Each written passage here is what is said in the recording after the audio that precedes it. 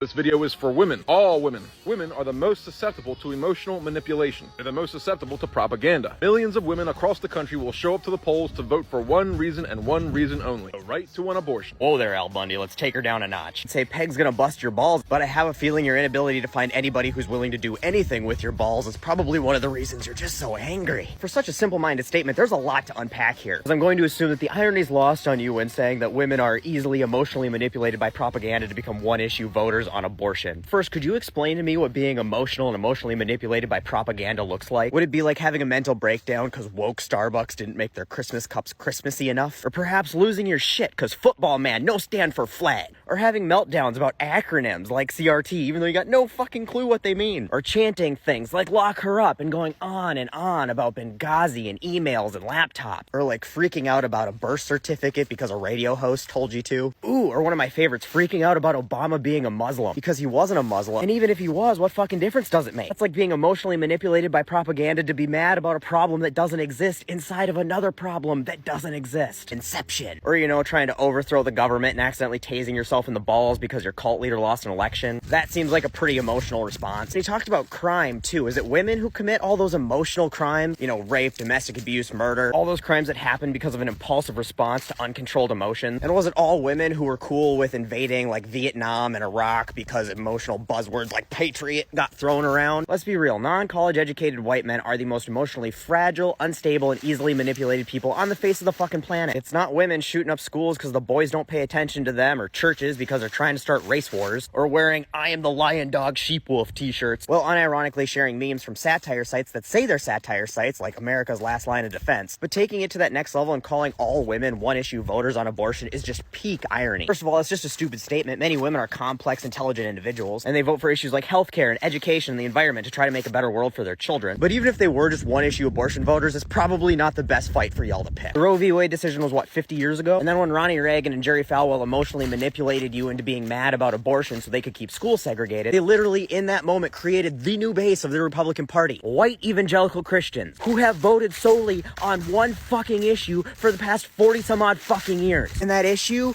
is fucking abortion. I have a calculator from middle school with dead batteries in it that has more self-awareness than people who make statements like this. We're here worried about AI becoming self-aware when 30% of the population is devolving into the sentience of a pine cone. I think we need to be less worried about iRobot and more worried about idiocracy. At this point, I welcome our robot overlords, because it seems like Flowers for Algernon is becoming a prophetic allegory for human civilization. And like people who say shit like this, the last few chapters of that book are fucking depressing. And if we're gonna have to keep sharing more and more air with people who say shit like this, I'm fucking ready for Skynet.